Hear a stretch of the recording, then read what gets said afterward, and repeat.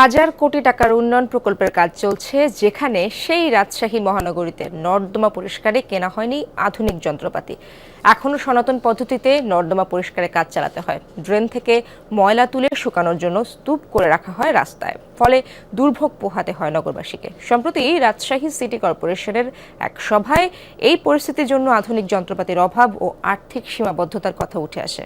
Walton fridge কিনে অনেকের মতো আপনিও হয়ে যেতে পারেন মিলেনিয়াল। সেরা পণ্যের সেরা অফার। সৌন্দর্য আর পরিচ্ছন্নতার জন্য গত কয়েক বছর ধরে প্রশংসিত হচ্ছে রাজশাহী মহানগরী। অথচ সেই শহরেই নর্দমা থেকে আবর্জনা তুলে স্তূপ করে রেখে দেওয়া হয় রাস্তার পাশে। সবারই সমস্যা, প্রত্যেকটা মানুষের ভোগান্তি। এই রাস্তাটা কতটুক চিকন, ময়লা গেলে তুলে 10 দিন, এক সপ্তাহ, 15 দিন ধরে টানে না, নিয়ে যায় না, নিয়ে যায় মন মতো নিয়ে যায়।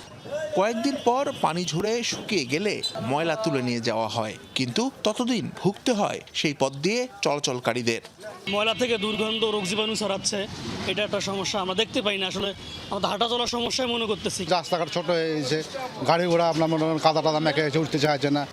আবর্জনার এই স্তূপের কারণে আর্থিকভাবেও ক্ষতিগ্রস্ত হন রাস্তার পাশের ছোট ব্যবসায়ীরা। যাওয়া আসার সমস্যা, আবার সব থেকে মূল সমস্যা আমাদের লোকজন আসে না, আবার যাওয়া আসার সমস্যা সবথেকে বেশি। আবর্জনার জন্য তো আমার ব্যবসা দেখা গেছে আপনার মার খেয়েছে, একটু কাস্টমার না দাঁড়ালে তো আমার ব্যবসা হবে না। ভুক্তভোগী নগরবাসী বলছেন, এই নগরীকে পরিচ্ছন্ন রাখতে হলে বর্জ্য ব্যবস্থাপনায় গতি আনতে হবে। আমরা চাই এটা যেন তুলে সঙ্গে সঙ্গে এটাকে পরিষ্কার করে নেওয়া। ড্রেন থেকে তুলবে এবং গাড়িতে ফেলে দেবে, দিয়ে নিয়ে চলে যাবে। এই যে রেখে দিয়েছে ড্রেন থেকে তুলে, খুব খারাপ অবস্থা। সম্প্রতি সিটি কর্পোরেশনের এক বৈঠকে পরিচ্ছন্নতা বিভাগ দাবি করেছে আধুনিক যন্ত্রপাতির অভাব আর আর্থিক সীমাবদ্ধতার কারণে বর্জ্য ব্যবস্থাপনার এই হাল।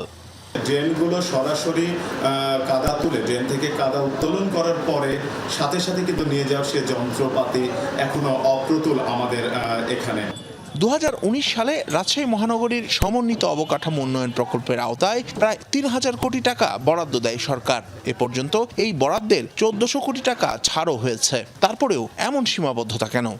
আমরা চেষ্টা করছি যে সরু ড্রেনগুলো যেন যন্ত্রের মাধ্যমে, আধুনিক যন্ত্রের মাধ্যমে এটা উত্তোলন সম্ভব হয়। সেই ক্ষেত্রে আমরা চেষ্টা করছি, আশা করছি যে আমরা ওটা সফল হব।